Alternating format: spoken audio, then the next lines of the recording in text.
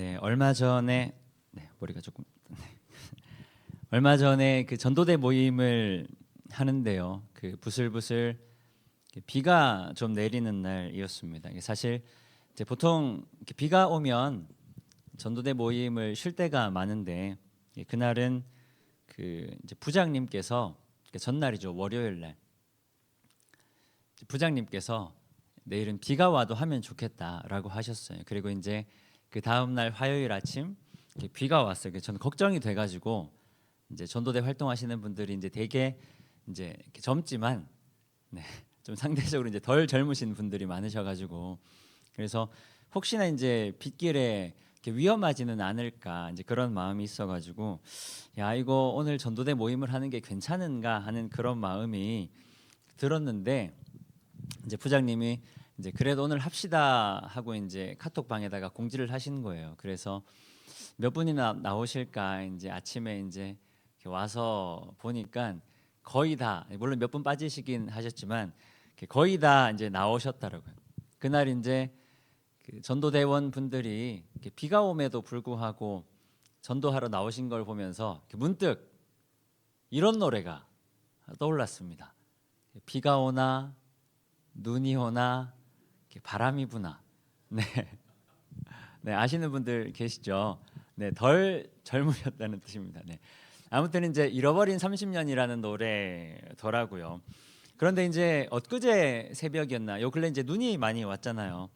새벽에 이제 새벽 기도한다고 이제 앉아 있는데 교인분들이 이제 새벽에 꾸준히 나오시는 분들이 계시니까 근데 빠진 분들이 별로 안 계신 거예요. 눈이 많이 와서 막 얼고 그랬는데 가만히 이제 예배 시간에 앉아 있는데 갑자기 또 예배 시간에 이 노래가 생각이 나는 거예요. 비가 오나 눈이 오나 바람이 부나. 네. 노래 실제 내용과는 크게 상관은 없지만 우리가 비가 오나 눈이 오나 바람이 부나 우리가 지켜왔던 예배 자리를 뭐 이제 지켜오는 분들이 계시기 때문에 이제 그런 노래가 떠올랐던 것 같아요.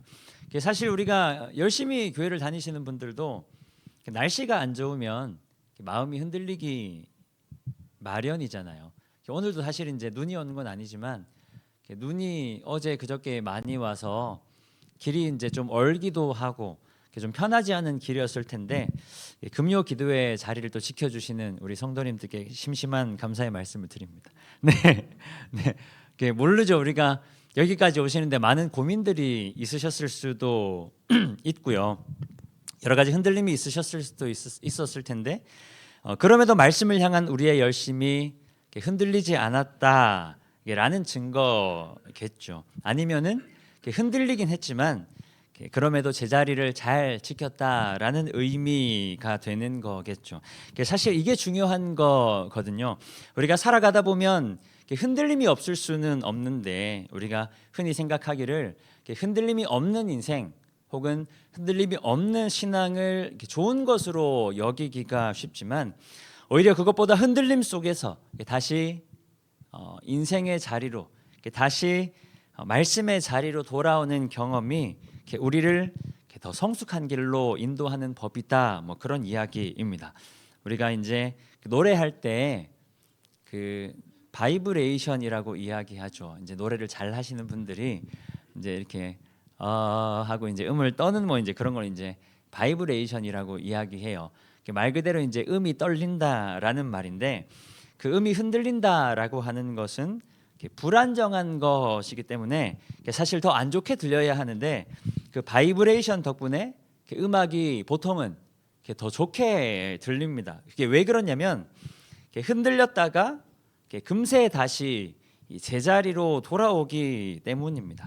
같은 흔들림이라도요, 음이 흔들렸다가 제자리로 못 돌아오면 그것만큼 듣기 싫은 소리가 없는 법입니다. 그런데 다시 돌아오기 때문에 흔들리지만 다시 원래의 자리로 돌아오기 때문에 그 흔들림이 우리에게 더 아름다운 소리로 들린다라는 말이죠. 우리가 갖고 있는 신앙도 마찬가지입니다. 일상의 바쁨 혹은 관계의 문제들 혹은 신앙적인 회의일 수도 있고요. 우리는 날마다 이 흔들리는 믿음을 각자의 자리에서 부여잡고 살아가고 있습니다. 그런데 그 모든 연약함이 우리 인생을 우리 인생의 성숙을 만들어가는 아름다움으로 승화되기 위해서 반드시 필요한 게 뭐냐면요, 흔들림 속에 다시 제자리를 찾아오는 겁니다. 향상성이라고 이야기하죠. 매주일 예배의 자리를 지키시는 것처럼 비를 물리치고 이 악조건 속에서도 여전히 복음을 전하시는 것처럼 날리는 눈발을 뚫고 새벽 제단을 쌓는 것처럼, 그리고 오늘 빙판길에 미끄러질 수도 있는데 그 위험을, 얼마나 위험한 일입니까? 그 위험을 무릅쓰고 이 저녁에 예배의 자리를 찾은 것처럼 우리는 일상의 흔들림을 넘어서서 다시 우리의 제자리, 우리의 믿음이라고 하는 것을 부여잡아야 한다라는 말입니다. 그러면 그 믿음이라고 하는 걸 지키기 위해서 반드시 필요한 게 있는데요, 그게 뭐냐면 그게 바로 말씀입니다. 바울이 디모데에게 편지를 썼어요. 한 번도 아니고 이제 2번이나 썼는데, 바울은 편지를 통해서 자신을 이어서 많은 일을 감당하고 있는 디모데에게 당부, 그리고 격려, 응원, 그 외에 여러 가지 말들을 전하고 있습니다. 특히 디모데 후서는요, 바울이 로마 감옥에 2번째로 갇혔을 때 쓴 편지인데 거의 유서와도 같은 거예요. 디모데에게 크게 2가지를 이야기하고 있습니다. 첫 번째는 보고 싶다라는 내용입니다. 믿음의 아들, 믿음의 동력자, 자신의 뒤를 이어서 하나님의 사명을 감당할 이 디모데가, 바울은 아마 죽음을 직감한 것 같은데요, 죽기 전에 디모데가 보고 싶었다라는 겁니다. 그리고 2번째는 자신의 뒤를 이어서 귀한 일을 감당할 디모데를 향한 당부입니다. 그런데 이때가 시기적으로는 그 네로 황제라는 황제가 통치하던 시기의 말년인데요, 그 네로 황제 통치 기간에 그 로마의 대화재가 아니라 대화재가 있었습니다. 큰 불이 났다라는 말이죠. 그런데 이게 피해가 너무 크다 보니까 수습이 잘 안 되는 거예요. 어떻게 수습을 해야 하나 고민을 하던 차에 네로 황제가 생각해낸 게 이 화재의 책임을 그리스도인들에게 돌리자라는 겁니다. 그리스도인들 중에 일부가 불을 질렀다라고 이야기를 하는 거죠. 그래서 로마의 대화재가 자연스럽게 그 시대에 그리스도인들에 대한 대박해로 이어졌습니다. 이 일에 대한 사자상어가 있어요. 잘 모르시는 분들도 계시겠지만 그 네로가 남에게 불을 지른 혐의를 뒤집어 씌웠다 해서 네로, 네, 다들 아시는구나. 네, 네로가 남에게 불을 지른 혐의를, 꼭 기억하세요. 네로남불. 아무튼 바울이 보니까 이 디모데가 살아야 할 삶의 상황이 별로 좋지가 않은 겁니다. 이 디모데는 이제 막 사역을 시작하는데 젊은 디모데가 짊어져야 할 무게가 바울이 보기에는 너무 무거워 보이는 거예요. 힘든 시대일수록 잘못된 진리를 가르치는 사람도 많고, 그리고 미혹하는 사람들도 많았습니다. 그리고 믿음을 포기하게 만드는 유혹, 핍박들도 굉장히 많았다라는 거죠. 디모데후서 3장 12절에 그래서 바울은 이렇게 이야기합니다. 우리 함께 읽겠습니다. 무릇 그리스도 예수 안에서.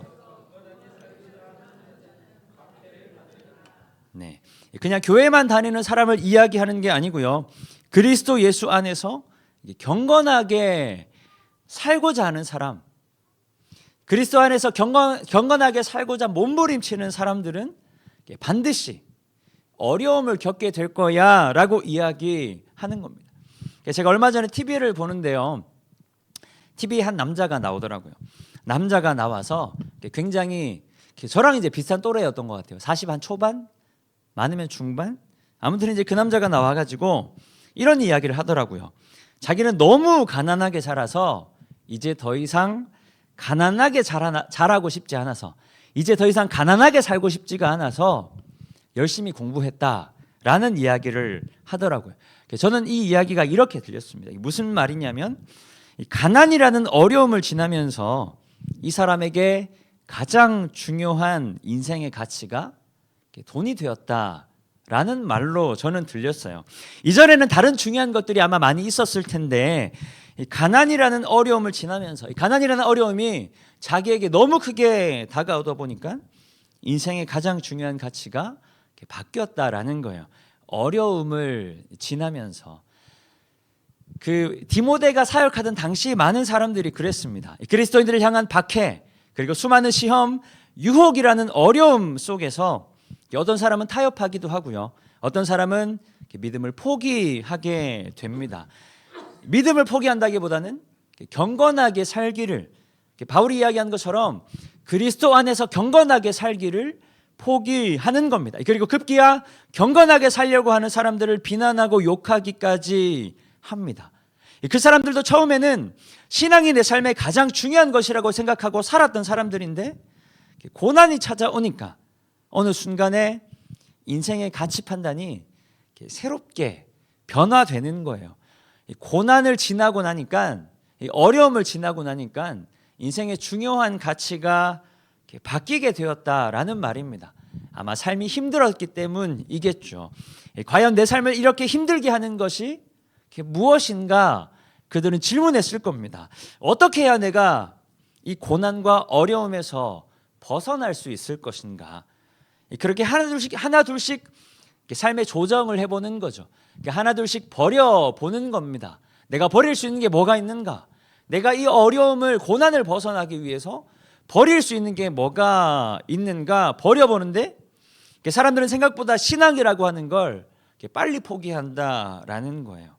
정확하게는 이 어려움 속에서 그리스도 안에서 경건하게 살기를 포기하는 것이다. 수많은 그리스도인들이 그리스도 안에서 경건하게 살아가기를 포기하는 이때에 바울이 디모데에게 당부하는 겁니다. 디모데후서 3장 14절과 15절 말씀 우리 한 목소리로 함께 읽겠습니다. 그러나 너는 배우고 확신한 일에 거하라.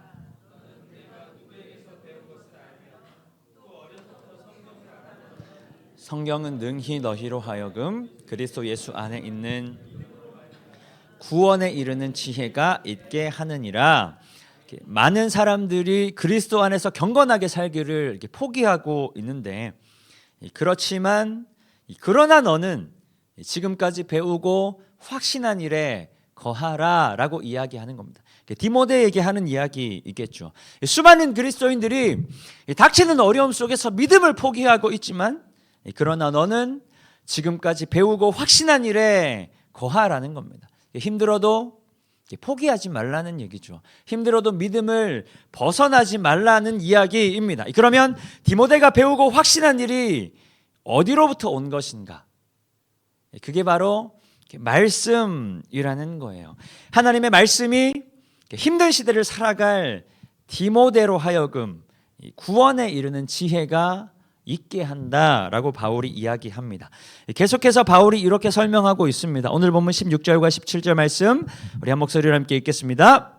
모든 성경은 하나님의 감동으로 된 것으로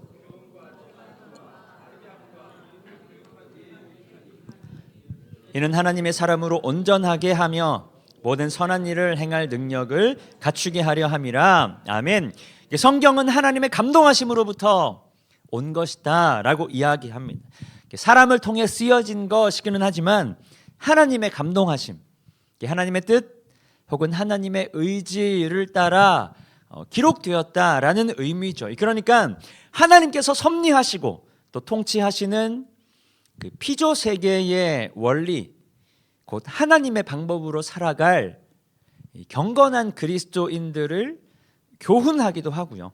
그리고 이따금씩 그러지 못할 때에 우리를 책망하여 바르게 하고 또 의로 교육하기에 더없이 유익한 것이 말씀이다라고 이야기하는 겁니다.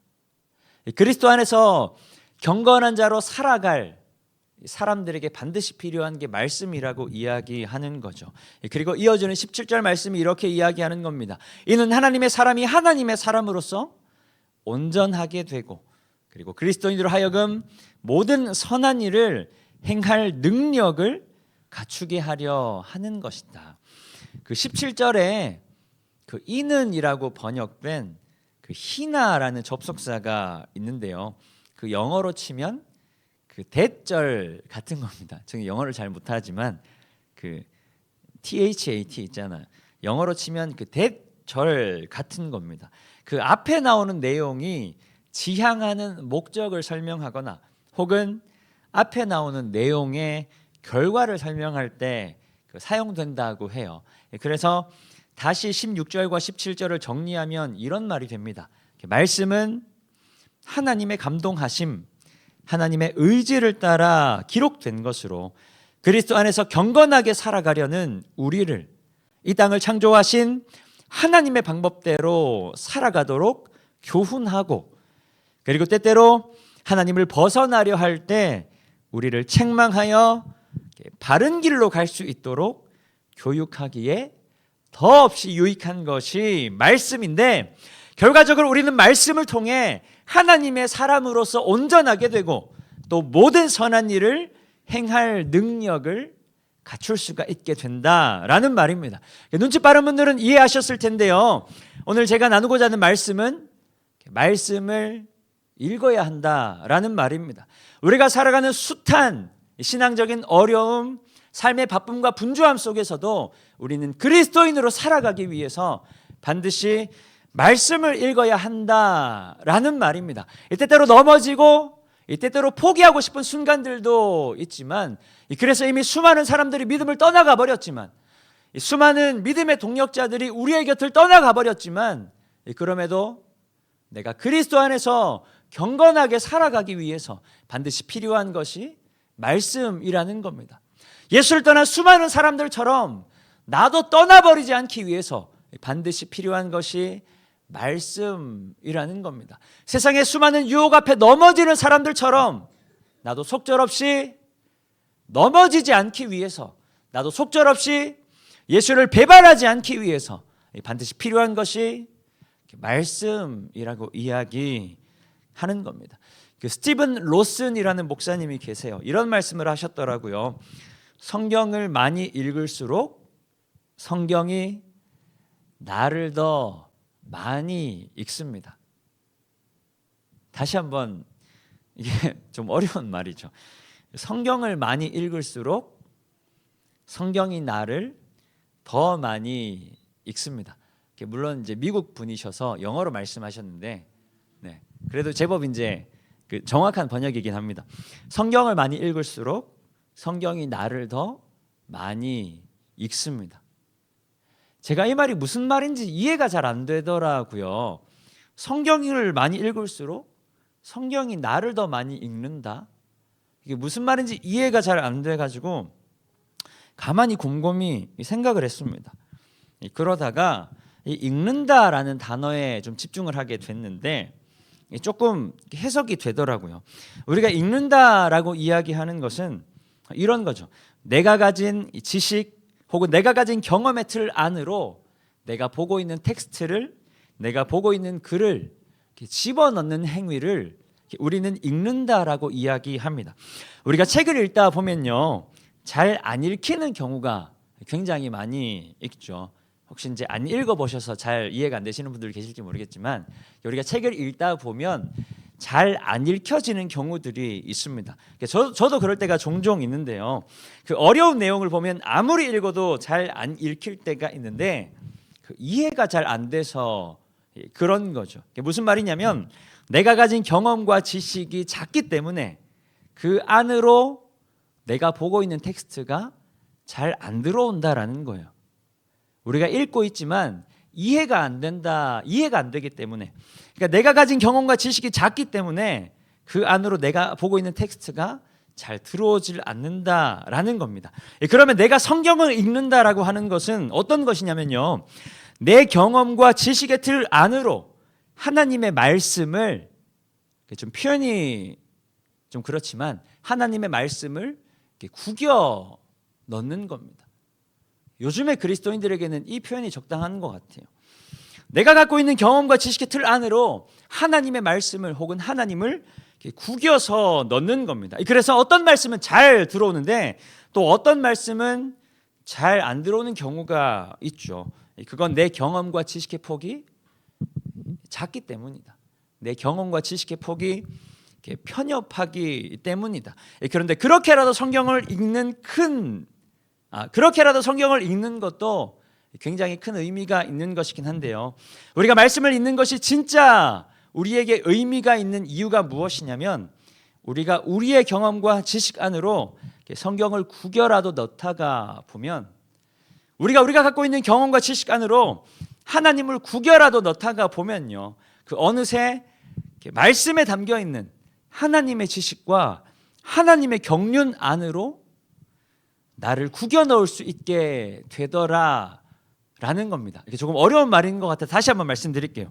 우리가 우리의 경험과 지식 안으로 억지로라도 성경을 구겨 넣다 보면 어느새 말씀에 담겨 있는 하나님의 지식, 하나님의 위대하심, 하나님의 경륜, 하나님의 섭리 안으로 나라는 편협한 존재를, 나라는 연약한 존재를 구겨 넣을 수 있게 되더라라는 겁니다.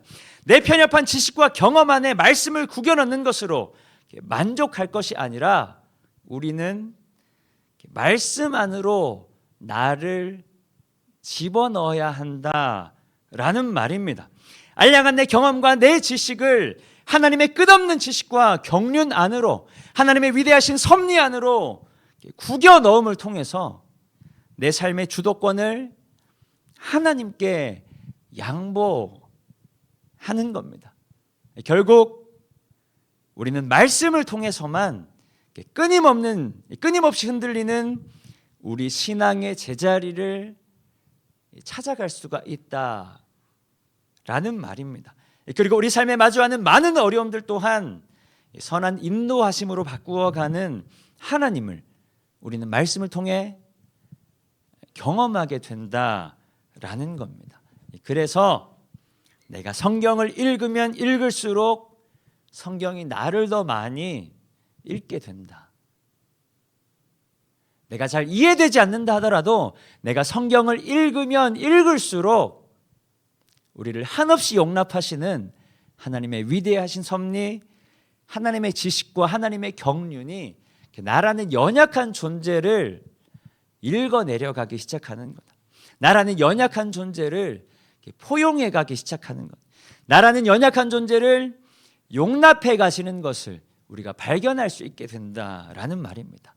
그러니까 우리의 분주한 일상 속에서도 그리스도 안에서 경건하게 살아가려는 자라면 반드시 말씀을 읽어야 한다라는 말입니다. 믿지 않는 사람들의 수많은 손가락질, 예수 믿는 나를 미련하다 하는 이 많은 사람들의 비아냥 속에서도 그리스도 안에서 경건하게 살아가려 한다면 반드시 말씀을 읽어야 한다라는 말입니다. 그냥 좀 적당히 믿으면 안 되냐 하는 사람들의 이야기들이 많죠.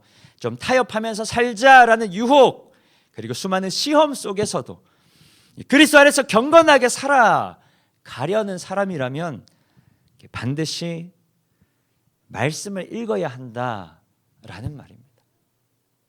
그래서 오늘의 결론은 말씀을 읽어야 한다라는 말입니다. 우리가 어려움 속에서도 말씀을 읽어가면 읽어갈수록 나를 더 읽어가시는 하나님을 경험하게 되실 겁니다. 우리가 분주한 속에서도 말씀을 읽어가면 읽어갈수록 연약하고 완악한 나를 포용하시는, 연약하고 완악한 나라도 끊임없이 사랑하시는 하나님의 위대하신 섭리를 발견하게 되는 겁니다. 그런 완악한 나도 구원하고자 하시는 하나님의 놀라우신 하나님의 구속의 경륜을 발견하게 되는 겁니다. 그렇게 말씀을 통해 하나님의 경륜을 발견하는, 말씀을 통해 우리 삶 가운데 일하시는 하나님의 능력을 경험하는 우리 모든 성도님들 되시기를 축복합니다. 우리 시간 주신 말씀 기억하며 함께 기도할 텐데요.